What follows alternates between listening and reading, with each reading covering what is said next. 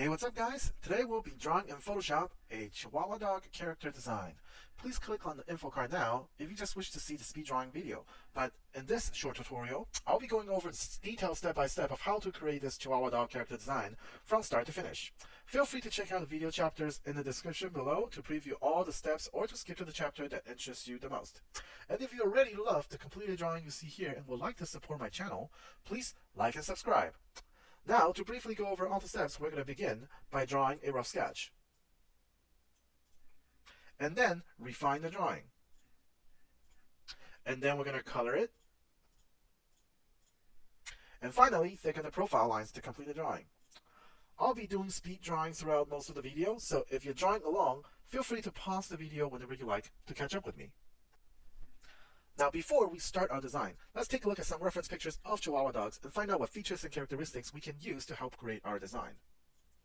So on Google, I found four reference pictures that I kind of like, okay, resembling the Chihuahua character I'm about to design. So we can see very clearly here, for Chihuahua dogs, they have a head like round, sphere-shaped head, kind of like a tennis ball, very simple, and then like half of the head is pretty much consists of just eyes and nose. Very cute, very cute proportion.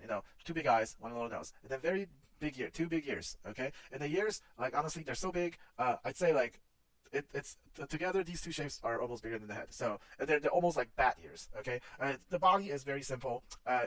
It's just kind of like an oval shape of the body, and then four little legs, okay, and the tail, of course. All right. So by looking at this, I kind of have an idea how to design my Chihuahua character. Okay. So now, before we start drawing, if this is your first time drawing in Photoshop, make sure you check out my How to Draw in Photoshop for Beginner video. Okay. So now I'm going to just drag this reference picture on the side. Okay, and remember, when I start designing, I'm constantly looking at these reference pictures to remind myself what the Chihuahua really looks like. Okay, I don't want to look any different. Okay, so all right, let's start drawing.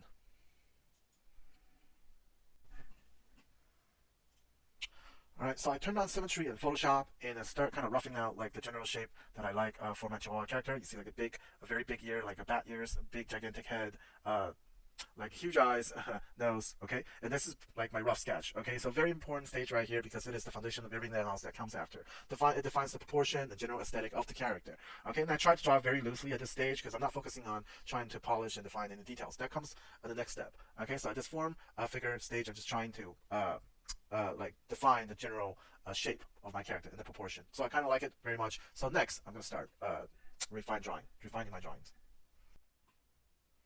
Okay, so I made the layer a little bit lighter and I created a new layer to start refining the drawings and details on the drawing. Okay, making the line work a little bit more definitive. I kind of gave it like a kind of like a smile. Okay, a grin.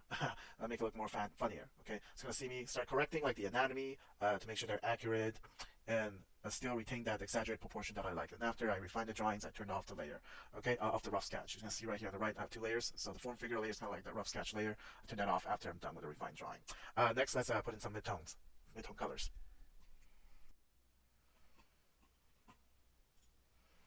Okay, at this stage, you're just seeing me like pretty much outlining the silhouette of the entire character. Okay, so it's kind of just like a labor process, not much creative process involved. Just taking your time and fill in the colors. I'm doing a little bit of adjustment for the drawing because I find it not perfectly symmetrical. Some areas I need to adjust, but you're gonna see me go back and start filling in the silhouette again.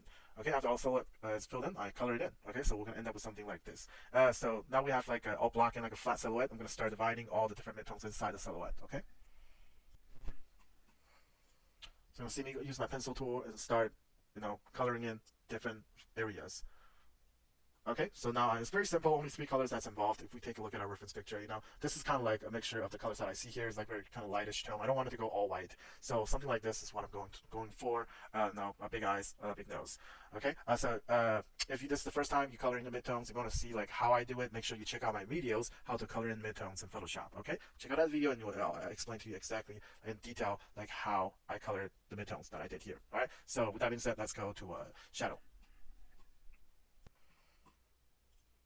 So yeah, you're gonna see me create like a hue adjustment layer and then start roughing in all the shadow areas, like because the lighting is coming from the top. Okay, so now next is I'm gonna roughing in the light, the highlight. Okay,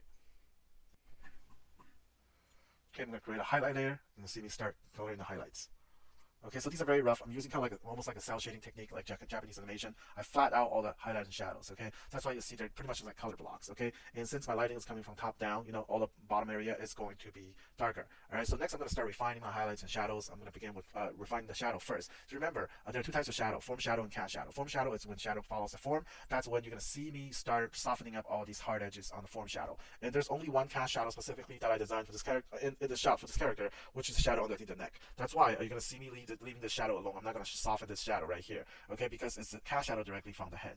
All right, so let's start refining the shadow. Okay, you're gonna start seeing me soften up all the shadows. See, okay, because these are all form shadow. Okay, and start refining everything, making it look very nice and soft. Okay, you're blending the colors, blending the light and the dark. Okay, so you're gonna see that area right here left it alone. Next, let's start refining the highlight. Now for highlight, there's no cast highlight. There's only highlight, unless you're working on a metallic surface, which then you'll have like a hard edge on highlight. But if not, most highlights are just form highlight. They're just following the form. Okay, lighter areas of the form. All right. Okay, so you can start seeing me like softening up all the shadow. Okay, so they're all soft and nice.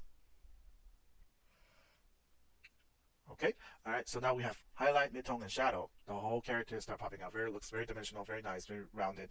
There's one last lighting effect I'm going to do. It's called the Rimlight. Now, a lot of times in realistic scenarios, there are no rim lights unless you set it up, or it just so happens the light source behind the object. But I'm going to design in the rim light. It's going to help pop out the character a little bit better. Now, this character, I don't need a lot of rim light because like there's a lot of shadows are along the edge right here, like the arm, the ear, which doesn't really leave me a lot of room for rim light. But there are still a couple areas that I can add in rim light. For example, underneath the nose right here, underneath the body right here. If I punch in a little bit of rim light, it's going to make difference. Okay, so let me show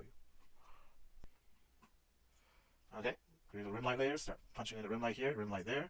A little bit on the arm. Okay, now you won't be able to tell a lot of difference, but I'm going to show you in a complete drawing that does make a difference. Okay, so if we look at a complete drawing right here, we turn off my profile lines. See, if I turn off my rim light, watch right here. Okay, it does make a difference. This is without rim light. This is with rim light. See that the rim light does make a difference. So it's actually very important, even though it's a very simple step. Okay, let's go back to our speed drawing, and then last step, I'm going to thicken up the profile lines. The profile lines to help pop out the character off the page a little bit better. Now this character, the silhouette's already very readable, legible. Very awesome silhouette already, but if I pop it out with a thicker profile line, I think it looks even better. Okay, so let's go in with the profile lines. Okay, so very simple, just around all the general shapes. Okay, drawing, picking the profile lines. Some areas, I think I do need to punch out. So that's why you see me like darkening the shape of the eyes and nose, because they're just such prominent features. I want to make them a little bit, the lines a little bit thicker, so they read more clearly. Okay, so a couple areas I want to mention is like the hand and the tail. See, because the hands are in front of the head. That's why my profile line kind of carry through, so that you can read very clearly that the hand is in front of the head. Now, if I were to just continue my profile line this way and skipping the thumb and part of the arm right here, then it wouldn't read as clear. So same thing with the tail right here. See how the tail reads as behind the foot very clearly. That's because of this profile line right here and this profile line right here that separates this leg and bring it in front of the tail. Okay. All right. So this completes our drawing for the Chihuahua dog character design. I hope you guys enjoyed this drawing tutorial. Let me know in the comments below what we should draw next, and don't forget to like and subscribe. Remember, drawing is like playing the piano. You can have the best instructor and the best music sheet in front of you. You might even know the music very well. You might even have a Chihuahua at home, but it is only through practice that you will become what you want to be and get better. Okay, so the whole point of my video is to provide a side-by-side training for you on a regular basis, like riding a bicycle. I might have to hold your bike for you in the beginning, but just keep drawing and practicing, and before you know it, you'll be ready. Okay, I'll see you next time for more exciting drawings.